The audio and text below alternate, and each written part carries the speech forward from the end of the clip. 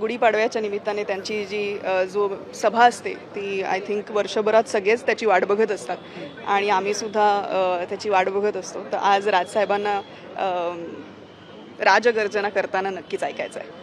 ताई, मागील काही खरं तर हा राजकारणाचा विषय तुम्हाला विचारू शकत नाही, पण तरी देखील मागील काही दिवसांपासून राजकारण जे सर्वच जण पाहत आले, तुम्ही देखील पाहत आलेला आहात, नेमकी त्यावरती भूमिका राज ठाकरे काय घेऊ शकतात?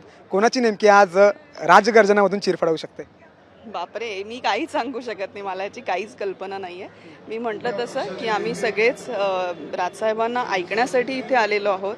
आज त्यांचा काय अजेंडा आहे किंवा कुठल्या पद्धतीचं भाषण असणार आहे याची काहीच कल्पना नाही आहे आणि मला असं वाटतं त्याची कल्पना कोणालाच नसते. इथे जेवढे माणसं ऑडियन्समध्ये बसतात त्यांच्यात कोणालाच त्याची कल्पना नसते. पण मला असं वाटतं की त्यांचा आवाज किंवा कॉमस्कोर नुसार आता isakal.com आहे देशातील नंबर 1 ची मराठी न्यूज वेबसाईट.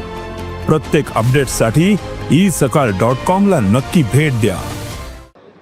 ते जे काही बोलतात दरवर्षी तर ते म्हणजे नक्कीच असं विचार करण्यालायक असतं आणि आपल्याला विचार करायला भाग पडतं आणि ते खरं बोलतात. त्यामुळे आम्हाला खरं बोलणाऱ्या माणसं म्हणजे राजकारणात खरं बोलणं हे खूपच रेअर आहे.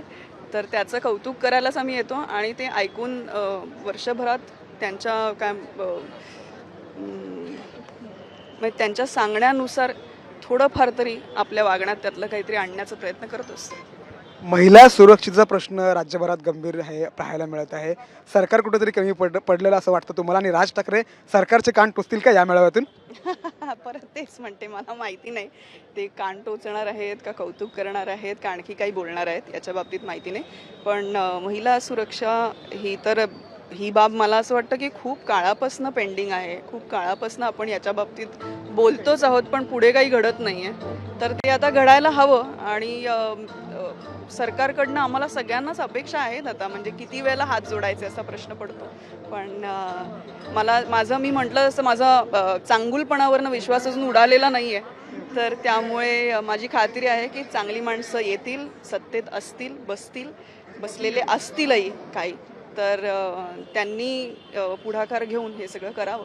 म्हणजे मनसे देखील पुढील भविष्यामध्ये आगामी काळामध्ये सत्तेमध्ये असू शकते? आमची अपेक्षा आहेच आणि आम्ही आशा सोडलेली नाही आहे. खूप खूप धन्यवाद मॅम साम टीव्हीशी बातचीत केल्याबद्दल. कॅमेरामॅन अनूप सह, मी सूरज मसूरकर, साम टीव्ही, मुंबई.